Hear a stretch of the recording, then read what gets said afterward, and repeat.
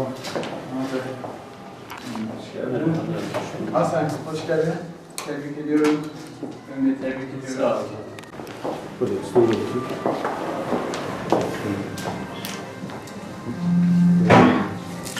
Hasan tekrar tebrik ediyorum.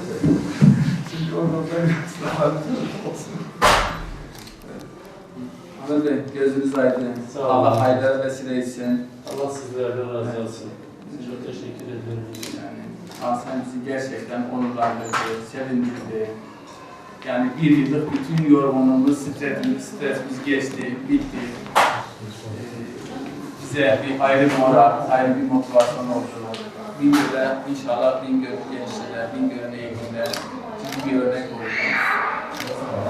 Onlara da Allah'a şükürler olsun. Hasan'ın en önemli özelliği yani akademik alanda başarısıyla beraber mütevaziliği, kişiliği, saygınlığı, yani bizi en çok etkileyen yönlerden biri bu. Hem akademik alanda hem ahlaki boyutunda bu ikisini bir araya getirip mezzetmek gerçekten büyük bir meziyettir. Bu iki özelliğini bünyesinde taşıdı yani çok. Biz de veli olarak öğretmenlere, emek veren bütün öğretmen arkadaşlara, yol gösteren arkadaşlarımıza hepsine çok teşekkür ediyoruz. Kızımı da ayrıca tebrik ediyorum. Sizler gerçekten veli olarak çok duyarlı bir veli, rahat bir veli, güvenen, bize güvenip teslim etti. Zaten o konuda o noktada velinin bilinci de çok önemli. Yani. Allah razı olsun. Yani her veli, özellikle kız çocuğu olsun, erkek çocuğu olsun, rahat bir şekilde koleje bırakıp istediği yere gidebilirler. Artık birinci basamak bitti. Aynı başarıyı, aynı tempoyla inşallah LYS'de de bize güzel başarılar, güzel sonuçlar yaşatır. Bizim bu başarıdan dolayı özellikle Bingöl'de bir ilk olma hesabıyla biz de imkanımız nispetinde eğitim, öğretim hayatı boyunca, üniversite hayatı boyunca aylık 500 lira bir katkımız, bir hediyemiz olsun. Onu da inşallah kabul edersin. Ben Ahsen Zeynep Kaya. YGS 1, 2, 5 ve 6'da Türkiye birincisi oldum. Sınava nasıl hazırlandım? Sınava şöyle söyleyeyim, çok çalışmak önemli değil. Bunu daha önce de belirttim zaten ama çok çalışmaktan ziyade düzenli çalışmak, kitap okumaktır. Ne bileyim, oturup konularınızı düzgün çalışmak, düzenli çalışmak, hocalara soru çözdürmek. Günde ben saatli çalışan bir insan değilim. Yani bugün bu kadar saat çalışacağımdan ziyade haftalık bir program belirliyorum. Bu hafta bu konularım bitecek diyorum. Konularım bittiği zaman öyle bir insan da değilim. Hiç sosyal hayata zaman ayırmayacağım da tamamen ders çalışacağım falan diye psikolojimi bozan bir insan da değilim. Hatta okulun en rahat öğrencisi olduğumu düşünüyorum. Dediğim gibi saatli çalışmadım. Arkadaşlarımla zaman da geçirdim. Sosyal aktivitelerim planlı oldu. Çok çalışmaya gerek yok. Düzenli çalışın yeter. Ben Mehmet Emin Kaya, Ahsen Zeynep'in velisiyim.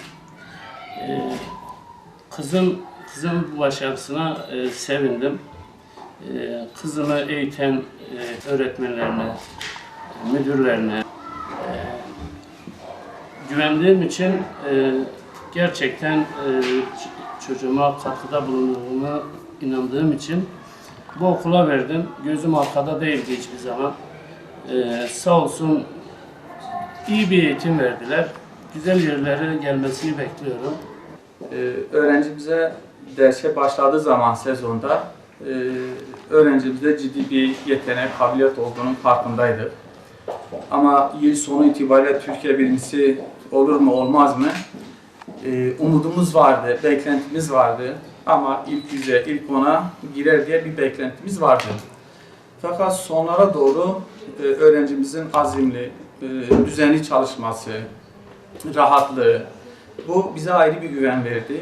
Evet dedik biz bu başarıyla, bu sistemle inşallah Türkiye birincisi olur diye artık umutlanmaya başladık. Sınav açıklanmadan önce sınav sabahı biz tekrar öğrencimizle o heyecanla sonucu bekliyorduk. Şunu söyledik, sonuç ne olursa olsun, Türkiye birincisi de olsan, derece ne olursa olsun sen gönlümüzün şampiyonusun. Çünkü akademik başarısıyla beraber kişiliği, ahlakı, mütevaziliği, alçak gönüllü gerçekten gönlümüzde taht kurdu. Yani gönlümüzün şampiyonuydu. Sonucu ne olursa olsun. Ama bunu bu sonuçla taçlandırması bizi ayrı onurlandırdı. Bu süre içerisinde idareci arkadaşlarımız, öğretmenler emek verdiler, uğraştık. Allah nasip etti, çok şükür böyle bir başarıya ulaştık. Geçen sene bizim yine TOEIC Türkiye birincisi hem TOEIC 1'de hem TOEIC 2'de 240'a 0 yani net yapan öğrencimiz vardı. Ama Bingöl'de TOEIC'da daha önce Türkiye birincileri vardı. Fakat Bingöl'de YGS'de bir ilkti. Bu Bingöl için, Bingöl Eğitim Camiası için, öğrencilerimiz için ciddi bir moral, motivasyon oldu. İnşallah bundan sonraki gençler için de bir ufuk açmış olacağız. Bir örnek olmuş olur. Bu Bingöl için ayrı bizi sevindirdi, ayrı onurlandırdı.